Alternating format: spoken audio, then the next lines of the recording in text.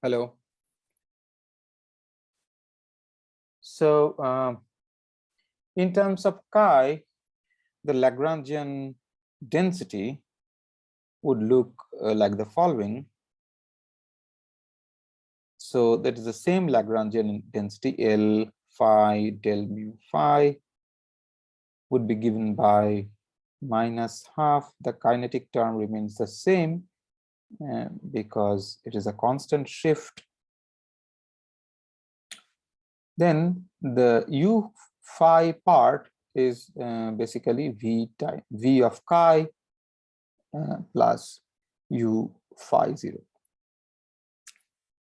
So this is a constant piece which we would ignore, and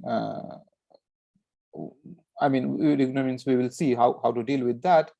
But for now, the interesting dynamics is captured by this part of the Lagrangian density. So let's call it a different Lagrangian density. So this is a Lagrangian density for vacuum phi naught, and it is given in terms of chi del mu chi, and S phi naught is integral d4x L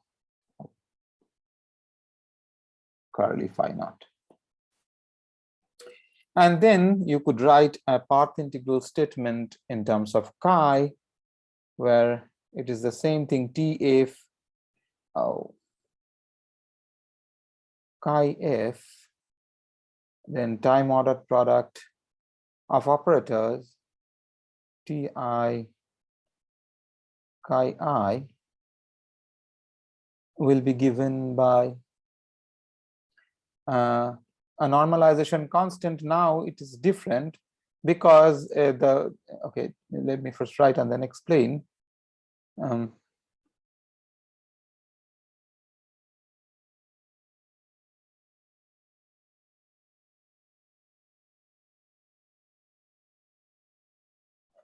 So the action that we had originally had this total Lagrangian density, which has this constant piece. And so when you do the time integral, when you do the d4x, the volume integral of that, and that's a divergent piece, the volume of the space-time times that constant piece, which I was talking about earlier in the previous slide. And so that is like e to the power I by h bar times that factor, which is a pretty much ill-defined thing. But the point is that that factor is independent of the paths that over which you are going to integrate. So that's a constant piece that can come out, and this overall normalization constant anyway can absorb divergences, and which we would choose, the value of which we would choose from some physical conditions, like in non-relativistic quantum mechanics we equate it with a Schrodinger matrix element that we could calculate exactly in the Schrodinger theory, right? So same thing here. This n is not a priori defined; it has to be calculated and figured out.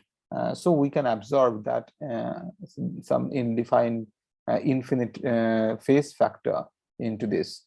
And then chi, the boundary conditions which are given by chi at Ti x vector is chi I x vector, and that's nothing but you just use the transformation between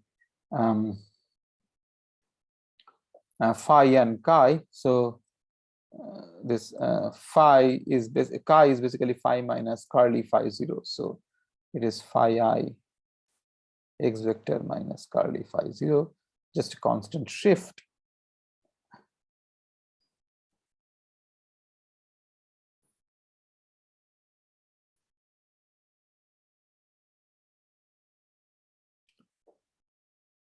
Now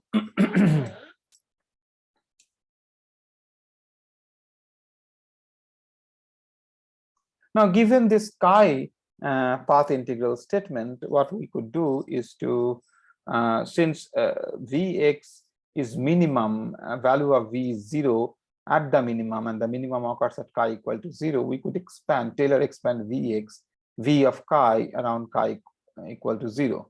So if we Taylor expand V of chi around chi equal to 0, then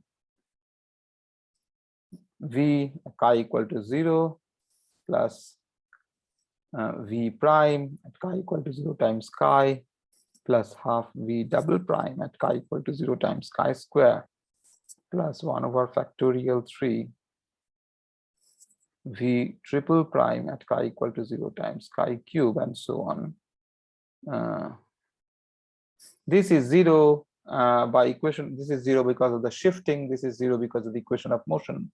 And we have chosen a vacuum which is stable, so that is greater than 0. So therefore, you could write this same as half m square chi square. M square is V double prime. V double prime at 0 being greater than 0, we could write it as m square, which is a positive definite quantity, and then the rest can be written as 1 over or say lambda 3 over factorial 3 times chi cube plus lambda 4 by factorial 4 times chi to the power 4 and so on.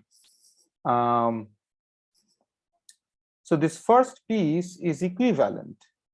This first piece is equivalent to harmonic oscillator.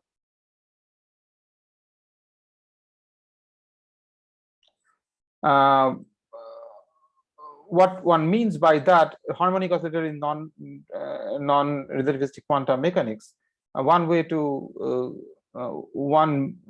see that, I mean, one way to interpret that statement is that we had the mathematical analogy between harmonic oscillator in non-relativistic quantum mechanics and Klein-Gordon, free Klein-Gordon theory. This first term is basically the free Klein-Gordon theory, Klein-Gordon theory, which you studied in QFT 1 and also in my previous lecture where I spelled out the expressions by drawing the mathematical analogy with harmonic oscillator. It is in that sense I'm saying that it is equivalent to harmonic oscillator, and it is free and therefore exactly solvable.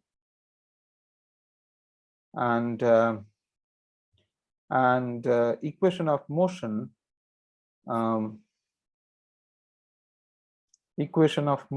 is for chi is linear, right? And we knew that in the word line theory, we came up with a diagram which is this. This part has already been established from our previous discussion. This is important. This is just terminology that we should be familiar with. That chi, the theory being linear, means that the action is quadratic, and therefore the equation of motion is linear. Okay, and equation of motion is something that you solve to find the vacuum, and that can be solved easily because of the linearity. In this case, chi equal to 0 is the vacuum. Next,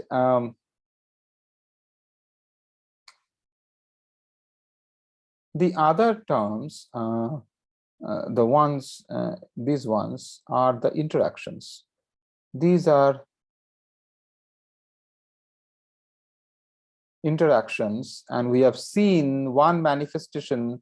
We have seen the manifestation of similar things, the interactions in the word line theory, which are given by this kind of primitive vertices, and these are the signature of non-linearity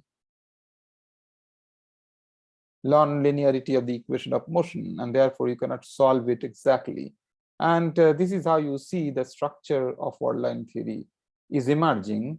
So structure of word line theory is emerging. But we have to definitely figure out the precise argument using this word, using this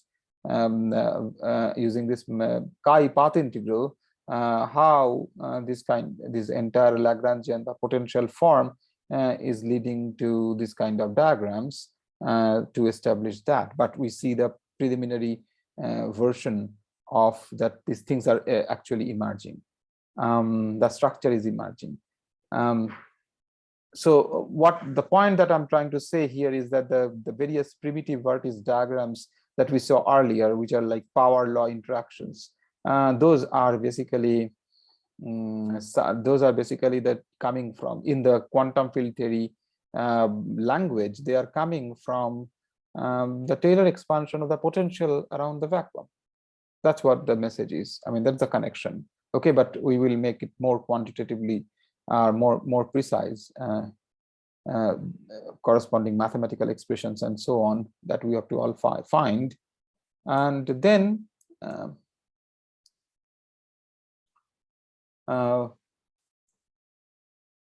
now computation in this quantum field theory, that has therefore two types of challenges. So that is what, so this making how these kind of diagrams will emerge from the theory, etc. That argument, this is what we are going to discuss now. Okay, so that's what I'm aiming to. That's what I call that's what I refer to as QFT algorithm, which we are discussing now. So computation in QFT path integral faces two types of challenges.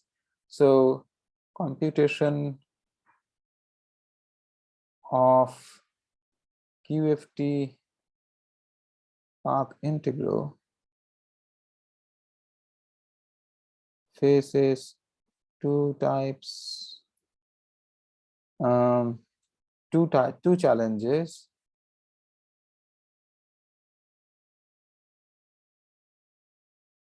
One is non-linearity,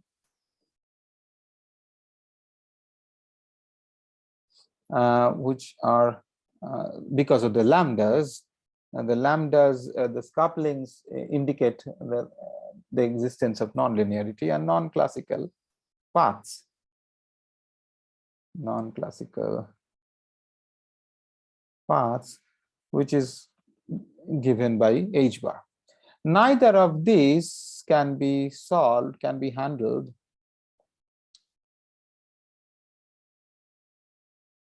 can be dealt with exactly. Therefore, we aim to solve the theory as power series expansion in both lambdas. So this implies that solution given in powers of both,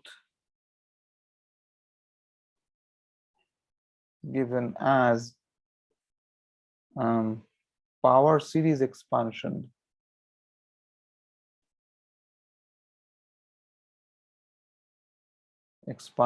in both lambdas and h bar, and that is what is called perturbative QFT.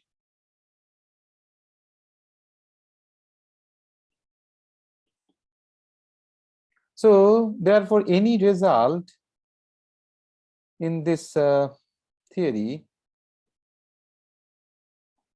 can be written as a classical component and a quantum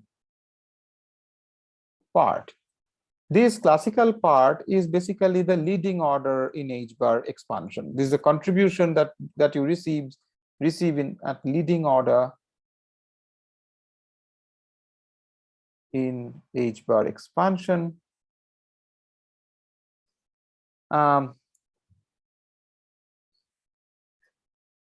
But has perturbative expansion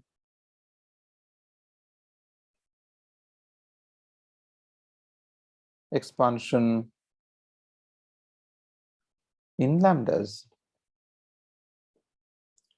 because of the non-linearity. Okay, and this part is higher order.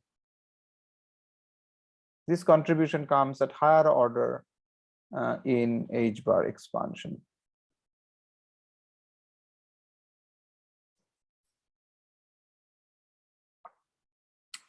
The vacuum picture that we discussed here, like in number 3 and 4, that vacuum picture is exact at the classical level. So vacuum picture in 3 and 4 is exact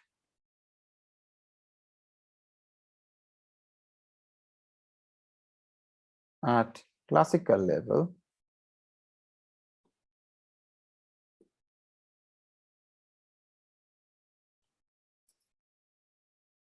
but this receives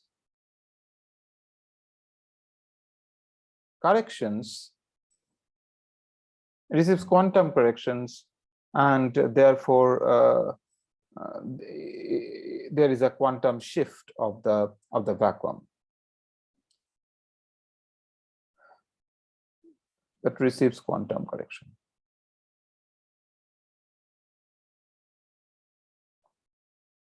We shall see how that appear in terms of diagrammatics.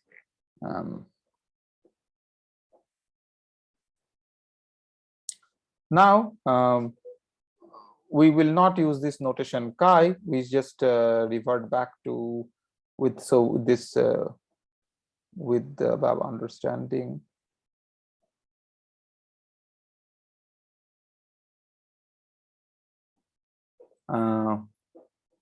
We now revert back to phi notation for the chi theory. That is we write, therefore we write V of phi is equal to half m square phi square plus 1 over factorial 3 lambda 3 phi cube plus 1 over factorial 4 lambda 4 phi to the 4 and so on. Okay, it's just a change of notation. This is what we will follow from now onward.